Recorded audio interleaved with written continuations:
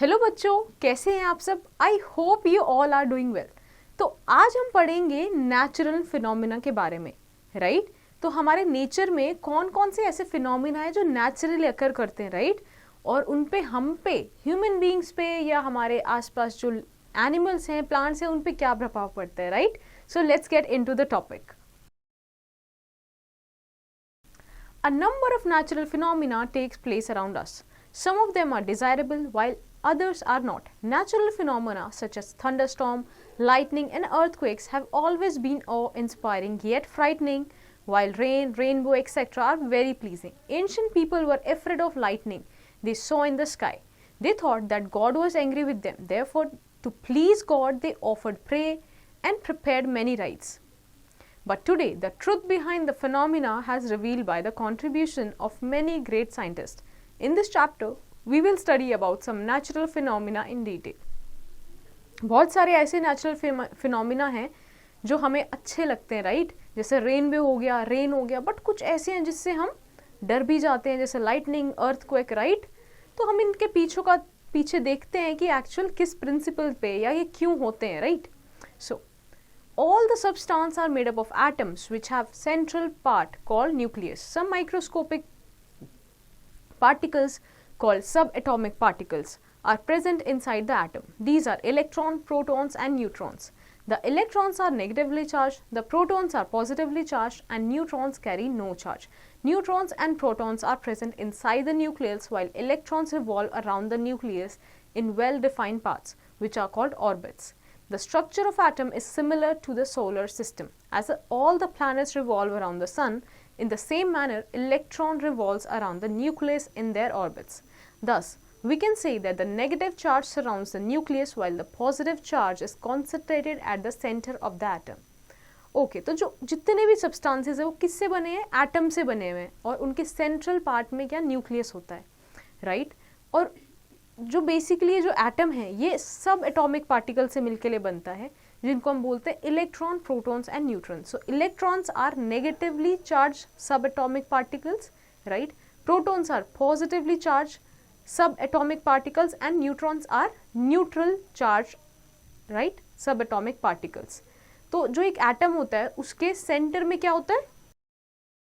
Proton होता है और क्या होता है? न्यूट्रॉन्स होते हैं, राइट? और उसके अराउंड इलेक्ट्रॉन्स रिवॉल्व करते हैं, किसमें? ऑर्बिट्स में, राइट? तो जैसे कि एक सोलर सिस्टम में रिवॉल्व करते हैं सन के अराउंड प्लैनेट्स, वैसे ही सेम वे में एटम में प्रोटॉन्स और न्यूट्रॉन्स के रिवॉल्व कौन करता है? Electrons, right? Now let's go to the charge bodies. What are these charge bodies? As in an atom, electrons carry negative charge while the protons carry positive charge. So, a material that has equal number of electrons and protons is electrically neutral. It is extremely hard to remove a subatomic particle from its nucleus because neutrons and protons are closely held inside the nucleus. On the other hand, the outermost electrons are loosely held by the nucleus and can easily be removed. Right? तो basically क्या, जो भी कोई भी जो let's say कोई भी एक चीज़ है, कोई भी एक मटेरियल है, राइट? उसमें क्या एटम से बना है तो इलेक्ट्रॉन होंगे, प्रोटॉन्स होंगे, न्यूट्रॉन्स होंगे. तो इलेक्ट्रॉन और जो क्या है प्रोटॉन, वो किस मात्रा में है उस बेसिस पे उस बॉडी का, उस मटेरियल का चार्ज डिसाइड होता है, राइट? कि वो पॉजिटिवली चार्ज है या नेगेटिवली चार्ज है, राइट? बट और अगर वो इक्वल है तो वो न्यूट्रल कहलाई जाती है. बट ये बहुत हार्ड होता है किसी भी एक सब एटॉमिक पार्टिकल या तो वो इलेक्ट्रॉन या प्रोटॉन को किसी भी मटेरियल में से निकाल पाना, राइट? क्योंकि वहाँ पे न्यूक्लियस है और वो बहुत टाइटली बाउंड होते हैं वहाँ पे फोर्सेस से. वहीं पे the outermost electron are loosely held by the nucleus and can easily be removed, right? But जो आउटर मोस्ट इलेक्ट्रॉन होता है वो ईजिली रिमूव किया जाता है क्योंकि वो लूजली हेल्ड होता है. Now therefore when an electrically neutral atom loses some electrons, the number of protons become more than the number of electrons and hence the atoms become positively charged, right? तो जब electrically neutral atom होता है, right? जब उसमें से एक क्या electron lose हो जाता है, राइट? तो जो नंबर ऑफ प्रोटॉन्स है वो क्या बढ़ जाते हैं, ज़्यादा हो जाते हैं. तो इस केस में क्या होता है? पॉजिटिवली चार्ज बन जाते हैं मटेरियल. वहीं पे दूसरी ओर When an electrically neutral atom gains electron, the extra electron comes from other atom which loses electron. The number of electrons become more than the number of protons and thus atoms become negatively charged, right? जब क्या होता है कि एक extra electron दूसरे atom से जब एक दूसरे एटम में आ जाता है तो क्या होता है, प्रोटॉन्स की जो मात्रा होती है कम हो जाती है, इलेक्ट्रॉन्स बढ़ जाते हैं, इसलिए मटेरियल पे नेगेटिवली चार्ज आता है, right? The transfer of electrons में be caused by rubbing two materials together.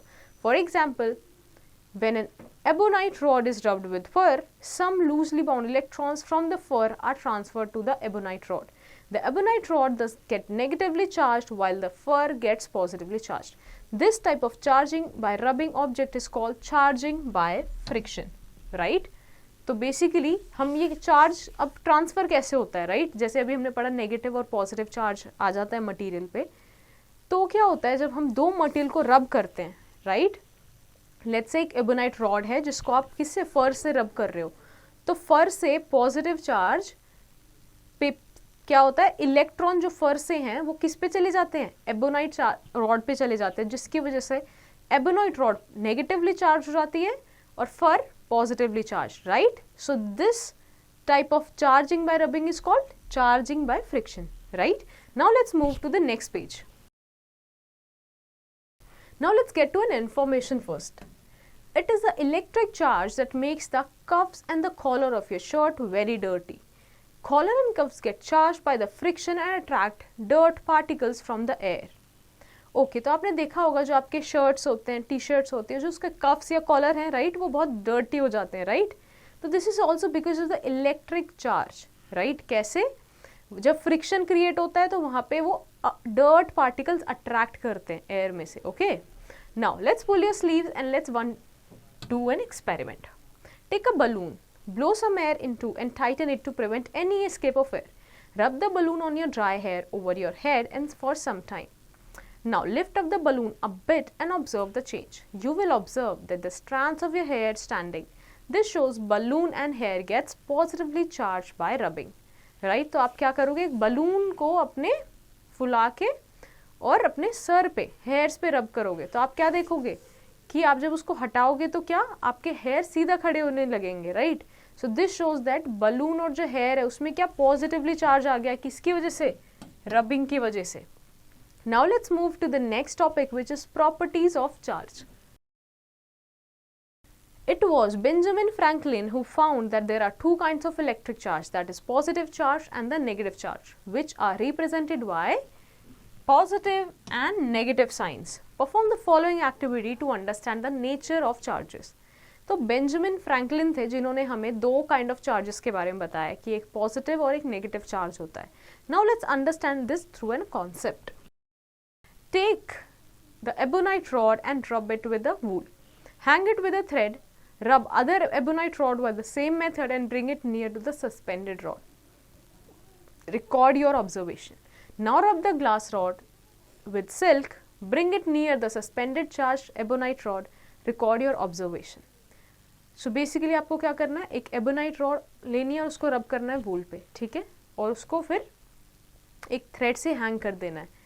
अब आपने दूसरी एबोनाइट रॉड लेनी है, राइट, और उसको किसके पास लाना है, वो सस्पेंडेड रॉड के पास, और अपना ऑब्जर्वेशन रिकॉर्ड करना है.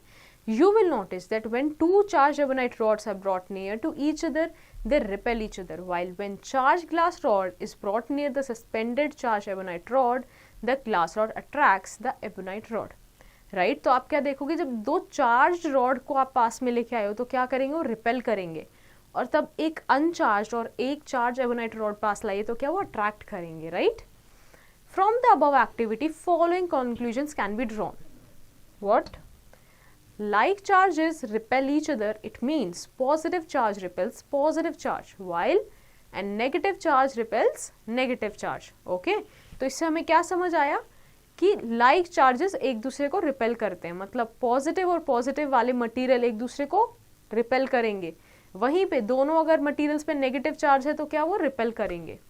Unlike charges attract each other, it means positive charge attracts negative charge and negative charge attracts positive charge, right.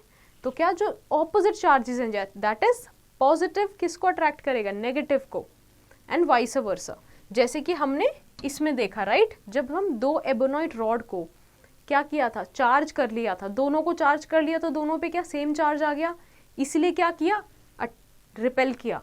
But जब एक हमने चार्ज रॉड ली और एक अनचार्ज ली तो दोनों में क्या डिफरेंट चार्ज है, इसलिए क्या किया, रिपेल नहीं, अट्रैक्ट किया, राइट, ये बोल रहा है ये। Okay, the force of attraction and repulsion operates when the charges are placed in vacuum. Okay, तो अट्रैक्शन रिपल्शन का जो ये फोर्स है कहाँ काम होता है, ये जब हम वैक्यूम में इजीली ऑब्जर्व कर पाते हैं। Another property of charge is that it charges a neutral body when it comes in contact with it.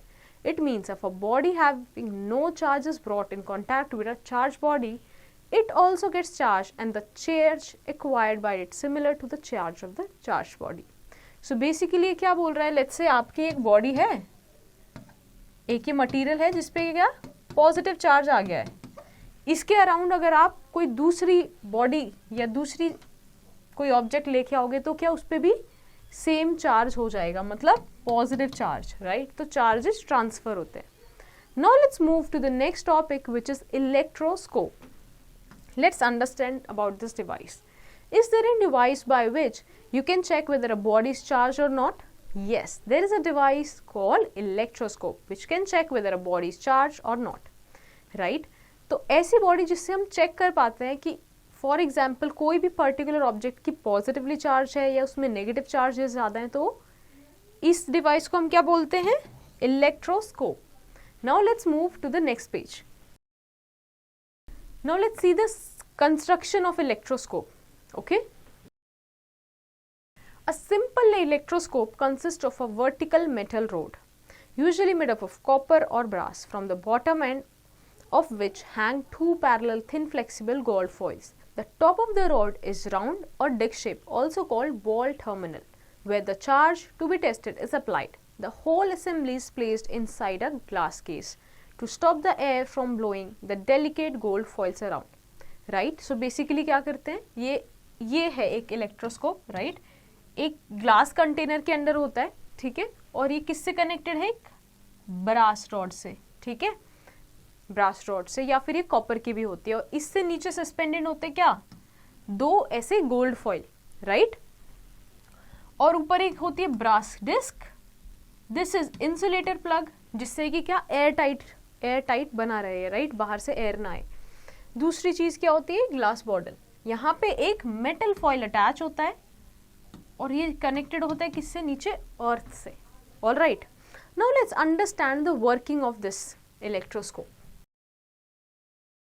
When a charged object such as glass rod that has been rubbed with silk cloth is brought in contact with the top of the metal rod carrying the gold foil, the foils immediately push apart as they become charged and repel each other. The charge is transferred from the glass rod to the gold foils through the metal rod. Since both the foils receive the same charge, they repel each other. When top of the metal rod is touched with finger, the gold foil return to their original position. This is because the gold foils lose their charge to the earth through the body and are discharged. The process of transferring charge from a charged object is to the earth is called earthing. Okay, now let's see. अब हम इसकी working देखते हैं कि ये work कैसे करता है। लेट्स से आपने एक चार्ज ऑब्जेक्ट लिया और उसको गोल्ड रॉड लिया, आपने ग्लास एक रॉड ली और उसको किससे रब करके सिल्क क्लॉथ से आप क्या करोगे, इस एरिया के पास ब्रास डिस्क के पास लेके आओगे, तो क्या होगा कि जो ऑब्जेक्ट के पास चार्ज है वो ही चार्ज किसमें, गोल्ड फॉइल्स में चला जाएगा, ठीक है। अब सिंस यहाँ पे चार्ज सेम जाएगा, तो लेट्स से अगर दोनों में पॉजिटिव या फिर दोनों में नेगेटिव चार्ज किया तो क्या होगा, सेम चार्जेस क्या करते हैं, रिपेल करते हैं, राइट, तो ये रिपेल करेगा। ओके, तो इससे क्या होगा, तो दोनों गोल्ड फॉइल है वो कैसे, ऐसे दूर चली जाएंगी। फिर क्या होगा, अगर आप इसको नॉर्मल उंगली से टच कर दो तो ये न्यूट्रल हो जाएंगे और गोल्ड फिल्म्स ऐसे आ जाएंगी, बिल्कुल ठीक है। तो इससे हमें पता क्या चलता है कि कैसे जो ये इलेक्ट्रोस्कोप है वो यूज कर सकते हैं हम, क्या कि मटेरियल का चार्ज कैसा है, राइट, वो अट्रैक्ट कर रहे हैं, रिपेल कर रहे हैं, क्या चार्ज है। ऑल राइट, अब इसी चीज को हम क्या बोलते हैं, अब जो भी यहाँ से चार्ज आया आपके पास जब आपने यहाँ से पुश किया, ठीक है, लेट्स से आपने यहाँ पे फिंगर पुट किया और क्या हो गया, न्यूट्रल हो गया। तो जो भी चार्ज था इससे पहले जो इसमें चार्ज प्रेजेंट था वो क्या हुआ, यहाँ से मेटल फॉइल के थ्रू अर्थ में चला गया। इसको हम बोलते हैं अर्थिंग। ऑलराइट, जब ट्रांसफर होता है चार्ज किससे, चार्ज ऑब्जेक्ट से कहाँ पे, अर्थ तक, उसको क्या बोलते हैं, earthing. Now let us learn to make a electroscope through the following activity. Now let's do this. Take a transparent bottle, a piece of thick insulated copper wire, a sheet of stiff paper, aluminum foil and a plastic scale. Now cut off the stiff sheet of a paper in a manner to fit the mouth of the bottle. Make a small hole in the stiff sheet and pass the copper wire through it such that there is no gap between the wire and the paper. Remove 2 cm of insulation from either end of the wire and bend the lower end of the wire to form a hook. Cut 2 thin aluminum strips and hang them from the hook. Now place the stiff paper carefully on the mouth of the bottle and seal it with a tape. Ensure that the strips of the aluminium are intact when placed in the bottle. Your electroscope is now ready. So basically आपको क्या करना है, transparent पॉपल, एक thick insulated copper wire, sheet of stiff paper, aluminium foil और plastic scale लेना है, right. और आपने क्या करना है कि जो आपने एक पॉपल लिया उसमें ऊपर से उसको मेक श्योर एक थिक किससे, स्टिफ पेपर से उसको कवर कर दो। यहाँ से आपको एक कॉपर वायर डालनी है और उसमें नीचे के एंड्स में ऐसे हुक बना देना जिसमें आपने एल्यूमिनियम फॉइल उसमें हैंग करना है, राइट। और जब आप इसको ऊपर से सील कर दोगे तो ये क्या बन जाएगा, एक तरीके का आपका electroscope, right. Now let's move and understand charging and discharging. What is charging and discharging? Charging is a phenomena in which an object accumulates the charge. On the other hand, when charged body loses or transfers its charge to another body which does not have any charge, it is called discharging, right? तो जब एक charged body तो है, right? जब कोई भी एक object क्या charge accumulate करता है तो उसको क्या बोलते हैं, charging। वहीं पे दूसरी तरफ जब एक body, charged body charge छोड़ती है, right? उसको हम क्या बोलते हैं, discharging। Right, charging can be done by 2 methods. First is by charging by conduction. Charging, which is done by bringing a neutral object, uncharged object, in contact with the another charged object, is called charging by conduction. The body which is charged by conduction acquired the same charge as that of a charged body. All right. तो basically charging by conduction क्या होता है, जब एक charged body जो है और जो एक अनचार्ज बॉडी है उनको पास में लाया जाए, राइट। तो जो क्या है, अनचार्ज बॉडी भी चार्ज हो जाएगी। ये क्या हुआ, charging by conduction. All right, now let's move to the next part. To understand charging by conduction, let's perform an activity. So pull your sleeves up and take a sheet of paper and roll it to make a cylinder. Tie it with the help of thread and suspend it. Rub a ruler with wool and bring close to it. Observe the changes. Now touch the ruler with the paper cylinder for few seconds and move away. Again bring it near to the paper cylinder without touching it and record your observation. Initially the paper cylinder will be attracted towards the ruler, but as the ruler touches the paper cylinder, some of the charge transferred to the paper cylinder. Since now both acquire similar charges, therefore the paper of cylinder moves away from the ruler. All right. So basically आपने क्या करना है इसको देखने के लिए कि एक आपने अपने शीट से सिलेंडर बना लेना है और उसको किससे, थ्रेड से बांध देना है। फिर आप उसको ऐसे सस्पेंड कर दो और किससे, स्केल्स को रब करके उसके पास लेके आओ। तो आप देखोगे कि वो क्या करेंगे, अट्रैक्ट करेंगे, ठीक है, अट्रैक्ट करेंगे।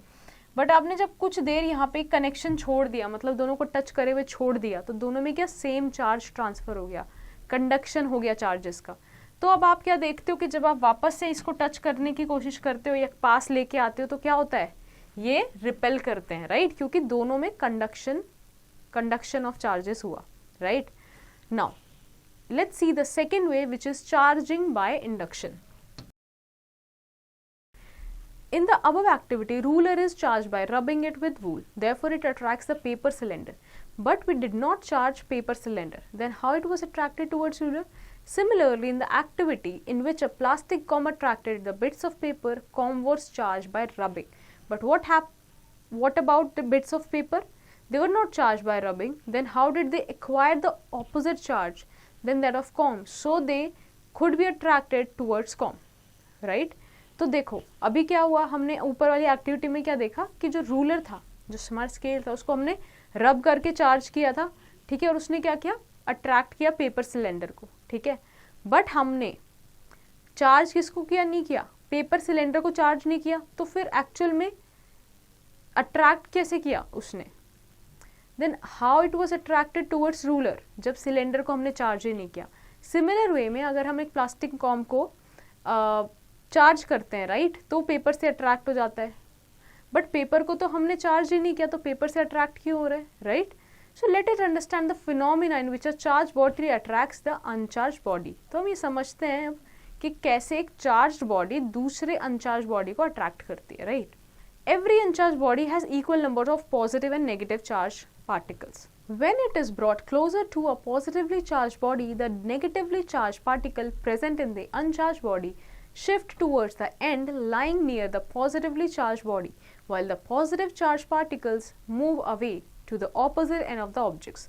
Due to this, the end of the body which is towards positively charged body becomes negatively charged, while the opposite end becomes positively charged.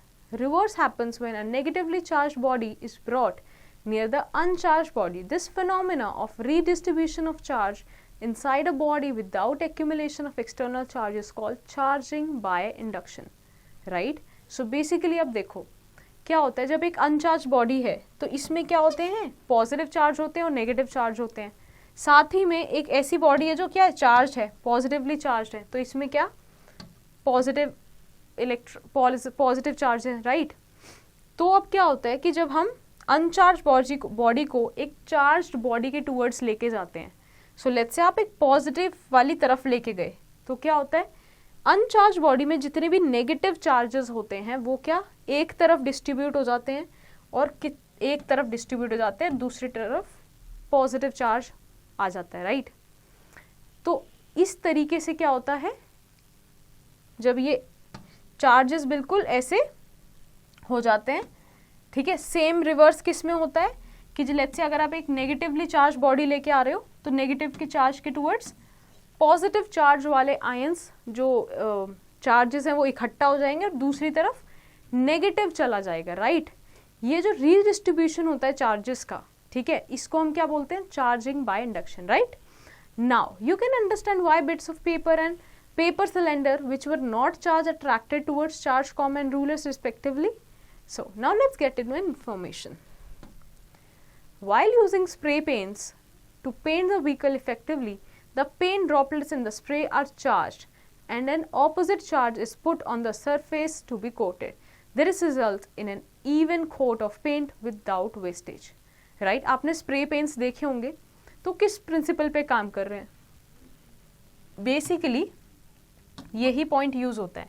कैसे, यहाँ पे ऑपोजिट चार्ज किस में दिए, लेट्स से स्प्रे जो पेंट है आपका उसमें एक चार्ज देते हैं, जो आपकी कोटिंग वाली बॉडी है, लेट्स से जो कार की बॉडी है उस पर ऑपोजिट चार्ज चढ़ाते हैं, ठीक है, और फिर उसको स्प्रे करते हैं। दिस मेक श्योर कि जो भी कोटिंग हो रही है वो कितनी, वो क्या होगी, इक्वल तरीके से होगी, राइट, और क्या होगा, पेंट वेस्ट भी नहीं होगा। Now let's get to a question. We can easily charge non-metals, but we cannot charge a copper rod by rubbing easily. Why? So you have to find this answer, right? Now let's move to the next page.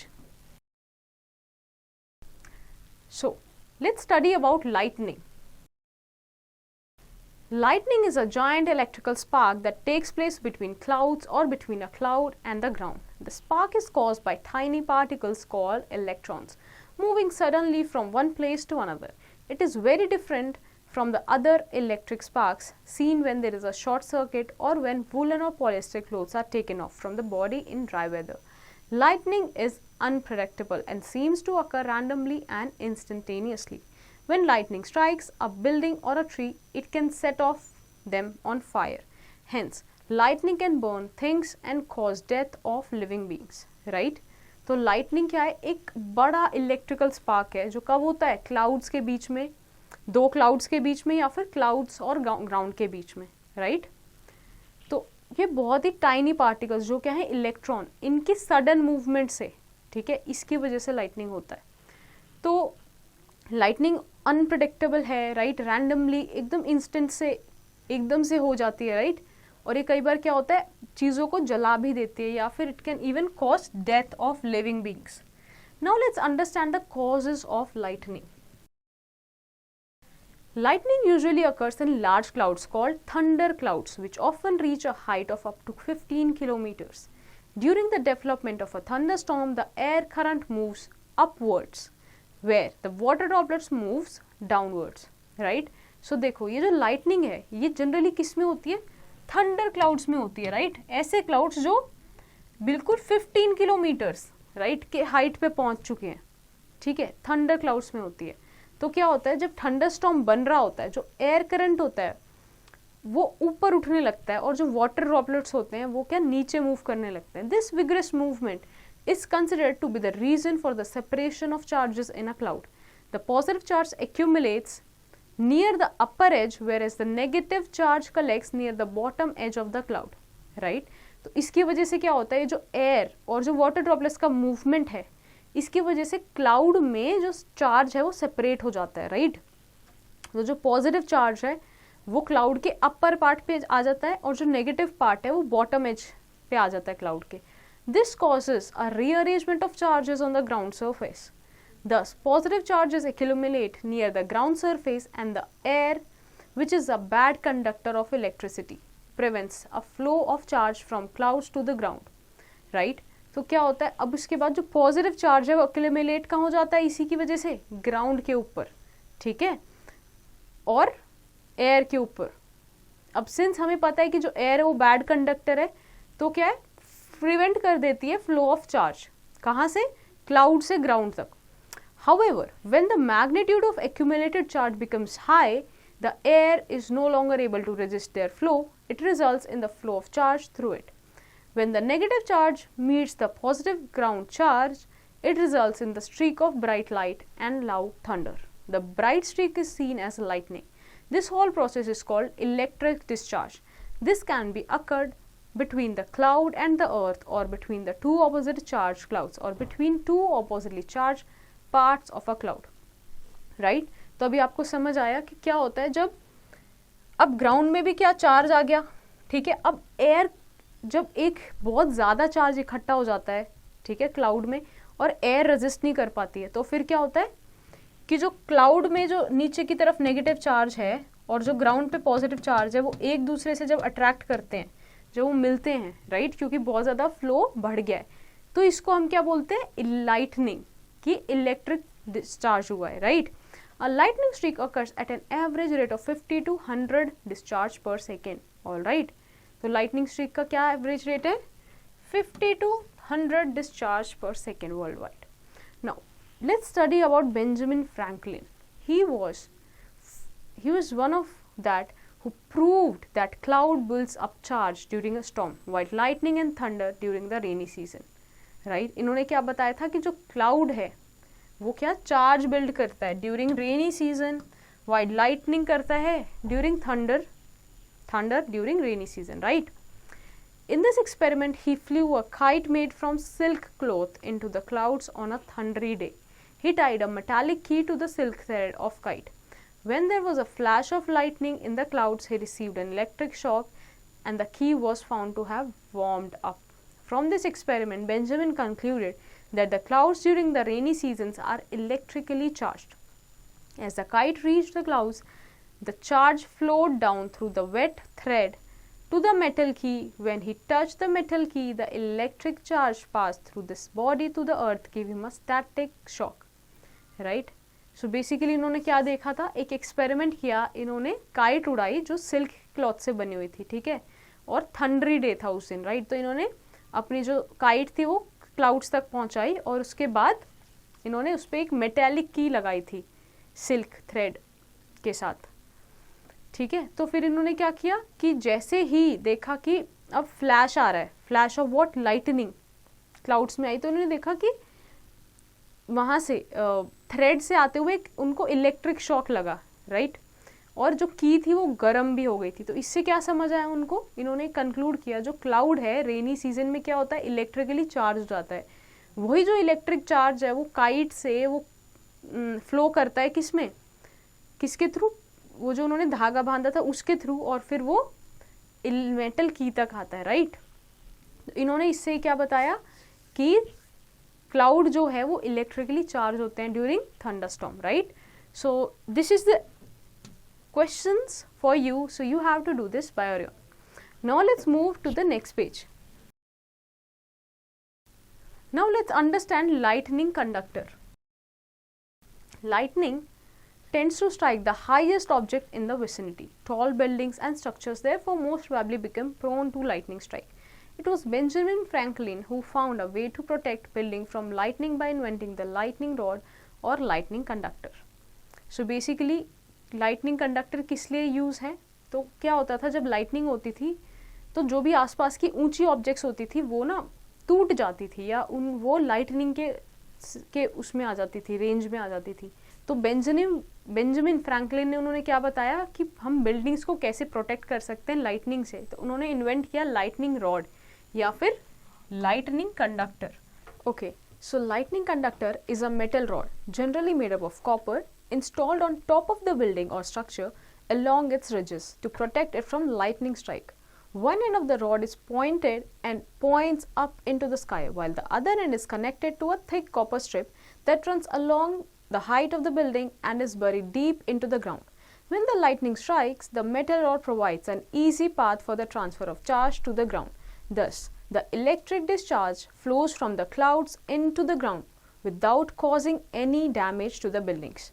So basically आपने देखा होगा buildings में क्या lightning conductors रहते हैं, right. आपको एक long metal की रॉड दिखती होगी ऐसे बाहर बिल्डिंग के। सो बेसिकली इसमें क्या होता है कि बिल्डिंग को शॉक ना लगे या बिल्डिंग डैमेज ना हो, उसके लिए लाइटनिंग कंडक्टर यूज़ करते हैं।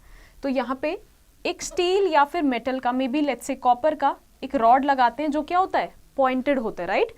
और उसको सीधा कनेक्शन कहाँ पे देते हैं, ग्राउंड में देते हैं, और ये बहुत ही नीचे दबा दिया जाता है, राइट। इससे क्या होता है जब क्लाउड्स के थ्रू लाइटनिंग मतलब चार्ज इसमें आता है तो नीचे डायरेक्टली ग्राउंड में चले जाते हैं, राइट। इससे बिल्डिंग्स प्रोटेक्ट हो जाती है। So this is called lightning conductor that are installed on a building. Now let's get to a question, what happens when lightning strikes a tree? So you have to find this answer. Now let's understand the precautions that has to be taken from lightning.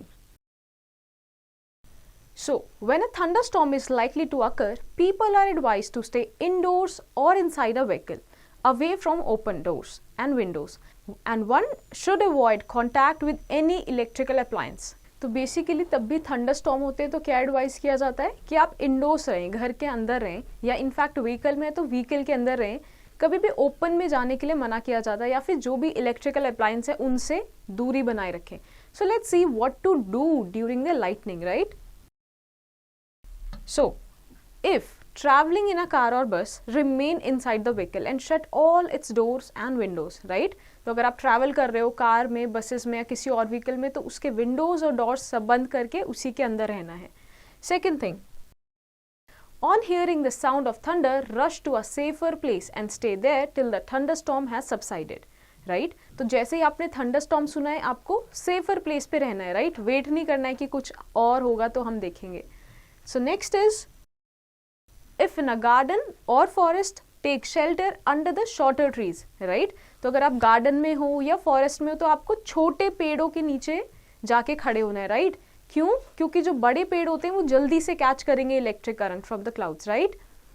Next, stay away from good conductors such as poles, metal pipes, electrical wires, telephone cords, etc. Right? तो जो भी good conductors हैं जिसमें से electricity easily pass on होगा, right, like these things, सो इनसे आपने दूर रहना है। Next thing, unplug electrical appliance like computer, TV, refrigerator, washing machines and etcetera. So basically आपको जितने भी आपके घर में अप्लायंसेज हैं, इलेक्ट्रिकल अप्लायंसेज हैं, राइट, इलेक्ट्रिकल अप्लायंसेज हैं, उनसे क्या है, उनको अनप्लग कर देना है ताकि उनके थ्रू भी इलेक्ट्रिकल कंडक्टिविटी ना हो, right. Now let's move to the next page. Now let's see what are the things that we do not have to do during lightning. So do not go out during a thunderstorm, right? तो हमें बाहर नहीं निकलना है. Never take shelter under the only tree in an open, right? तो अगर बाहर सिर्फ एक ही ट्री है तो उसके नीचे शेल्टर नहीं लेना है, बिकॉज वो क्या है, मोर ससेप्टेबल है वो कैच करने के लिए electric current. Do not try carry any umbrella, right? आपने ट्राई करना है आप अम्ब्रेला यूज ना करें उस समय, क्योंकि उसमें भी क्या होता है, स्टील या फिर कोई मेटल कंडक्ट कर सकता है electricity. Do not use open vehicles such as motor bikes, scooters, tractors etcetera, right? तो आपने जैसे क्या था, कोई भी ओपन व्हीकल यूज नहीं करना है, अपने आप को डायरेक्ट कॉन्टैक्ट से बचा के रखना है. If N open area, do not lie on the ground, instead squat low with your hands. This will make you the smallest target to attract electrical discharge, right? तो आपने क्या करना है, ग्राउंड पे स्कॉट कर लेना है अगर आपको कोई ओपन एरिया नहीं मिल रहा है. इससे क्या होगा, आप सबसे नीचे एक लोएस्ट टारगेट बन जाओगे इलेक्ट्रिकल डिस्चार्ज के लिए. Next thing, avoid contact with running water. Running water है उससे भी आपने बच के रहना है.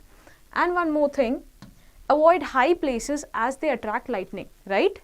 तो हमें क्या, हाई प्लेसेस जैसे ट्रीज हो गया, ठीक है, बिल्डिंग्स हो गई, लंबी बिल्डिंग्स हैं, अगर आप उसके टॉप पे हो तो उन सब से बचना है.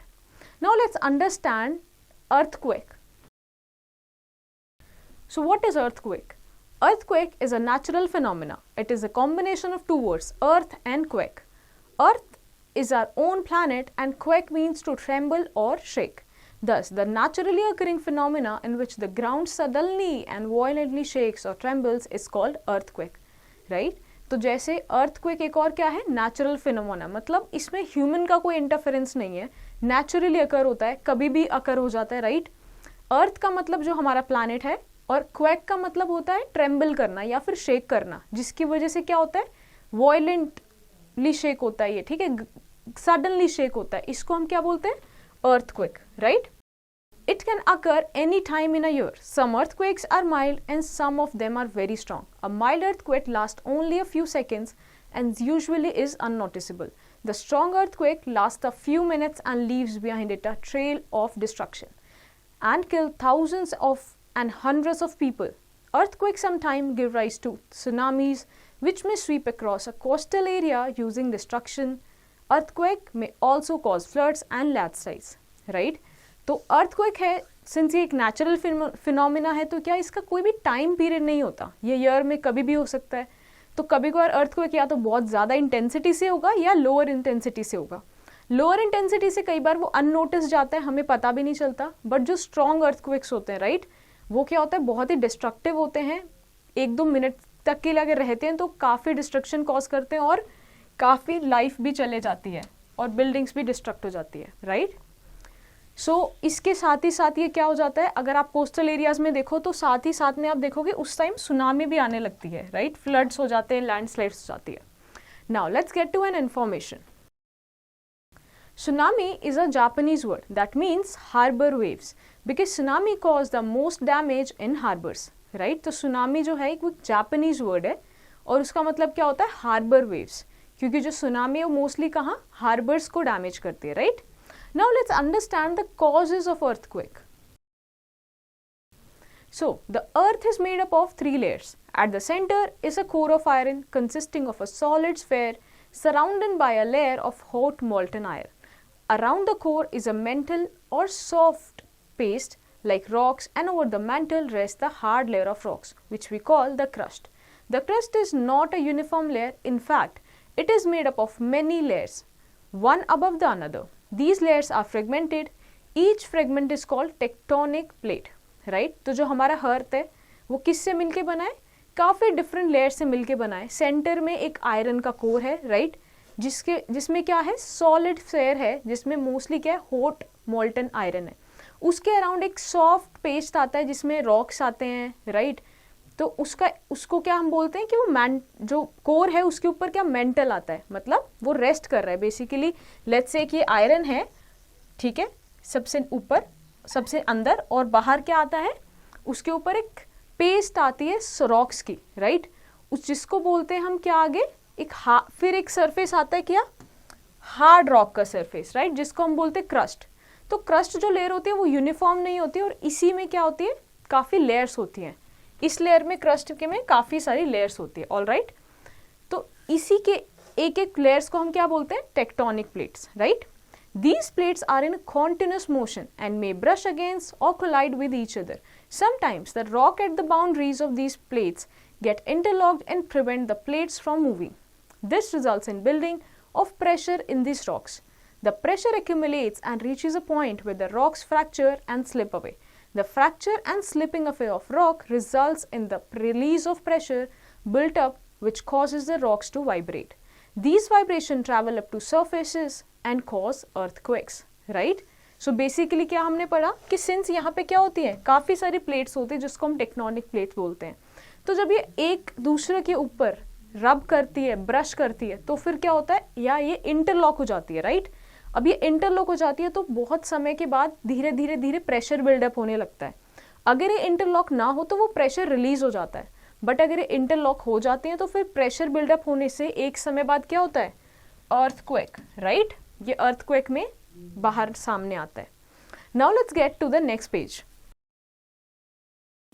Sometimes an earthquake may be followed by aftershocks that occur as the rocks settle down in their new positions. The point where the earthquake originates is called focus. This is the starting point of the earthquake. The point on the surface of the earth immediately above the focus is known as the epicenter. So basically क्या होता है, आपने जो main जो wave आई होती है earthquake की, उसके बाद भी कुछ आफ्टर शॉक्स आते हैं। वो किस लिए आते हैं, जो प्लेट्स होती है, राइट, जो रॉक्स होते हैं वो फिर वो सेटल डाउन होने लगते हैं अपनी न्यू पोजीशंस में, इसीलिए वो सब्सिक्वेंट वेव्स होती है, राइट। तो जहाँ से अर्थक्वेक ओरिजिनेट हुआ है उस पॉइंट को क्या बोलते हैं, focus, right. Now thus the boundaries of the tectonic plates are weak zones where the earthquakes are most likely to occur. The weak zones are called fault zones or seismic zones, right. तो जो plates की boundaries होती है, tectonic plates की boundary, वो सबसे क्या weakest zone होती है, ताकि क्योंकि वहाँ पे अर्थक्वेक का होने का ज़्यादा चांसेस होते हैं। इन्हीं रीजन्स को हम क्या बोलते हैं, फॉल्ट जोन्स या फिर seismic zones. Now let's understand how do we measure earthquake, right. The earthquake produce waves on the surface of the earth. These waves are called seismic waves, which are measured with the help of an instrument called seismograph. Seismographs are equipped with electromagnetic sensors that translate ground motion into electrical changes, which are processed and recorded by the instrument's analog or digital circuits. A record produced by a seismograph on a display screen or a paper printout is called seismograph. Seismographs are also being used in petroleum exploration, investigation of Earth's crust and lower layers, and the monitoring of volcanic activity. Right? तो earthquake को measure करने के लिए हम क्या use करते हैं? Seismograph. क्योंकि जो earthquake की waves होती हैं उसमें क्या होता है, उसको बोलते हैं seismic waves, right? तो जो भी ये waves हैं वो कहाँ पे, अर्थ के सरफेस पे प्रोड्यूस होती है, महसूस होती है, राइट? तो सेस्मोग्राफ जो है वो एक इलेक्ट्रोमैग्नेटिक सेंसर है, राइट? जो जितना भी ग्राउंड मोशन होता है, जो भी चेंजेस आ रहे हैं ग्राउंड में, उसको किसके फॉर्म में, इलेक्ट्रिकल चेंजेस जो भी हैं उसमें वो ट्रांसलेट करके देता है, राइट? तो इसको और कहाँ कहाँ यूज़ किया जाता है, जैसे कि आप वॉल्केनिक एक्टिविटी हो गई या फिर जो अर्थ है उसकी क्रस्ट हो गई, राइट? पेट्रोलियम एक्सप्लोरेशन, यहाँ भी सेस्मोग्राफ यूज़ किया जाता है। तो जो एक प्रिंट आउट आता है जिसमें हमें पता क्या चलता है, मेजर पता चलता है, उसको हम क्या बोलते हैं, seismograph. It can be viewed on a digital screen और on a sheet of paper. The magnitude और intensity of an earthquake is measured by the Richter scale with a range from 1 to 10. The Richter scale is a logarithmic scale. It was devised in 1935 by an American seismologist, Charles F. Richter. Each point on the scale is 10 times greater than the previous marking. That is, an earthquake measuring 5 is 10 times more powerful than the measuring 4. Alright? तो अगर हमें magnitude या फिर intensity check करना है, right, कि कितनी तीव्रता से, कितनी तेजी से अर्थक्वेक आया है, तो उसके लिए हम क्या यूज़ करते हैं, Richter scale, right? Richter scale एक ऐसा स्केल है जिसमें 1 से लेके 10 तक का रेंज होता है, राइट? और इसमें एक लॉगरिथमिक वैल्यू होती है। बेसिकली लेट्स से अगर आपका एक नॉर्मल स्केल है जिसमें 1 to 10 है, तो अगर आप लास्ट का यूनिट देखो 9 से 10 का या फिर 2 से 3 के बीच का, तो वो क्या है, इक्वल होता है, राइट? बट सिंस ये एक लॉगरिथमिक स्केल है तो क्या मतलब यहाँ का जो वैल्यू है और जो यहाँ का सेम यूनिट में वैल्यू है वो डिफर करेगा, इसका कम होगा इसका ज़्यादा होगा उतना ही, राइट। तो क्या होता है, ये एक अमेरिकन सेस्मोलॉजिस्ट थे चार्ल्स एफ रिक्टर, उन्होंने ये दिया था। तो वहीं पे जैसे एक फॉर एग्जांपल इसी कॉन्सेप्ट को अगर हम समझें तो अगर हम बोलें कि रेक्टर स्केल 4, राइट, और रेक्टर स्केल 5, तो 5 4 से 10 टाइम्स ज़्यादा पावरफुल होगा, right. Now let's see the table. So these are the magnitudes of on the Richter scale, and these are the type of earthquake, right. So let's say if I'm saying that the magnitude of the Richter scale is between 3 to 3.9, then it will be a minor type earthquake, right. But on the other hand, if I'll say that the magnitude on the Richter scale is from 9 to 9.9, right, then I will say that the earthquake was very great. All right, very destructive. Now let's see and understand the protection against the earthquakes. So since earthquakes are unpredictable, therefore it is necessary to know about a few safeguards that can help to prevent destruction of property and loss of life, as most of the death occur due to collapsed houses and buildings, right. तो since earthquake जो वो unpredictable event है, right, तो इसमें हमें safeguards पता होने चाहिए कि जैसे ही अर्थक्वेक आए तो हम क्या क्या चीज़ें कर सकते हैं। Now let's move to the next page. So there are few general guidelines that can reduce damage and loss of life during an earthquake. What are those? So consult qualified architects and structural engineers while constructing a house, right. तो हमें क्या, जब भी हम अपना घर बनाए तो इंजीनियर्स को या फिर जो क्वालिफाइड आर्किटेक्ट्स है उनकी मदद से हमें घर बनाना चाहिए, ताकि हम मेक श्योर कर सके कि ये जो घर है वो अर्थक्वेक रेजिस्टेंस या फिर अर्थक्वेक प्रोटेक्टिव है कि नहीं, right. Keep roof as light as possible to minimise damage and injury in case of its collapse, right. तो जो भी रूफ्स होती हैं घरों की उसको कितना मिनिमाइज करना चाहिए, उनका क्या वेट, जिसकी वजह से अगर कोलैप्स भी होता है तो मिनिमम डैमेज हो। Fix books cases, china cabinets and other tall furnitures to wall by studding bolts so that they do not fall in case of an earthquake. तो जितने भी बुक केसेस हैं या जो लॉन्ग अलमीराज होती हैं उनको दीवारों से बोल्ट्स की मदद से फिक्स करना चाहिए ताकि अगर अर्थक्वेक आए तो वो फॉल ऑफ ना हो। In highly prone areas, use mud or timber instead of heavy construction material such as bricks, stones or concrete. Right तो जहाँ पे बहुत ज़्यादा आता रहता है अर्थक्वेक तो वहाँ पे क्या मड या फिर टिम्बर यूज़ करना चाहिए in spite of heavy construction materials like these things, right. What else we can do? Install and keep fire fighting equipments in working order, specially in tall buildings. तो हमें जो भी fire extinguishers हैं या जिसकी वजह से लेट्स से अगर अर्थक्वेक के टाइम फायर आती है तो वो सारे इक्विपमेंट्स हमें रखने चाहिए, ताकि specially in what long buildings, tall buildings. Now let's see the do's and don'ts during an earthquake. क्या हमें करना चाहिए और हमें क्या नहीं करना चाहिए। So if indoor, take shelter under a table or bed. It will protect you from falling objects. तो अगर आप अंदर हो तो टेबल के नीचे या बेड के नीचे अपने को रख लेना है, अपने आप को चले जाना है। क्यों? ताकि आप गिरते हुए ऑब्जेक्ट से अपने सर को बचा सको। If outdoor, keep away from high buildings and find a clear spot away from trees and overhead power lines. अगर आप बाहर हो तो अपने आप को हाई बिल्डिंग से राइट बचा के रखना है और ऊपर से जो भी पावर लाइन्स है उनसे भी बचा के रखना है। If in a car or vehicle, stop the vehicle and stay inside till the earthquake is over. Right तो अगर आप कार या व्हीकल के अंदर हो और ट्रैवल कर रहे हो तो अपने व्हीकल को स्टॉप कर लेना है और उसी के नीचे आपने शेल्टर लेनी है, ठीक है। Shut off kitchen gas and power of your home. So kitchen के लिए आपको क्या करना है, गैस ऑफ कर देना है और पावर ऑफ भी कर देना है। If you have proper time to escape, leave your home and move to an open area. So if you find a proper time, so आपको ओपन एरिया के टूवर्ड्स मूव करना है। If you are in bed, do not get up, protect your head with a pillow.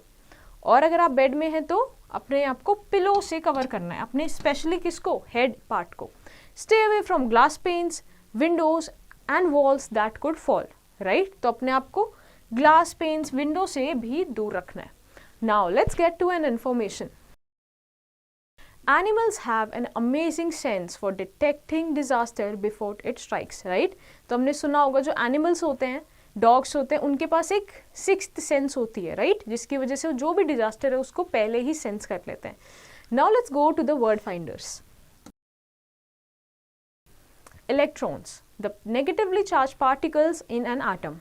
Protons, the positively charged particles in an atom.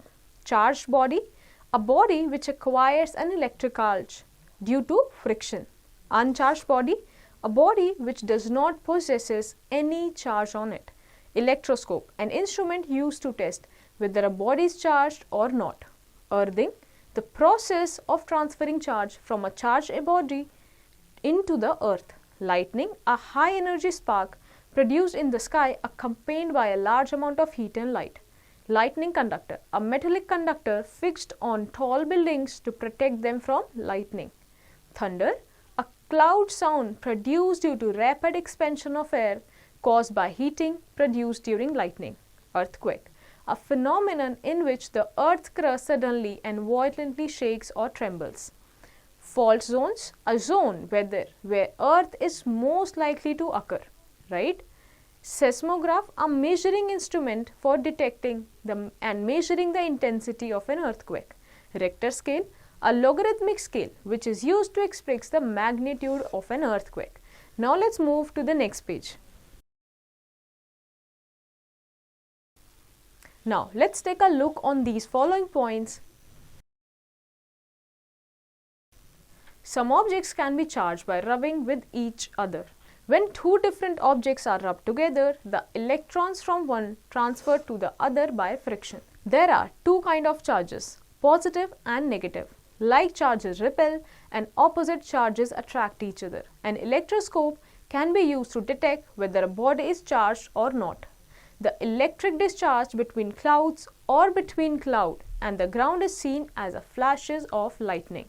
Lightning conductor can protect building from damage by lightning. Earthquakes tend to occur at the boundaries of the earth's plates.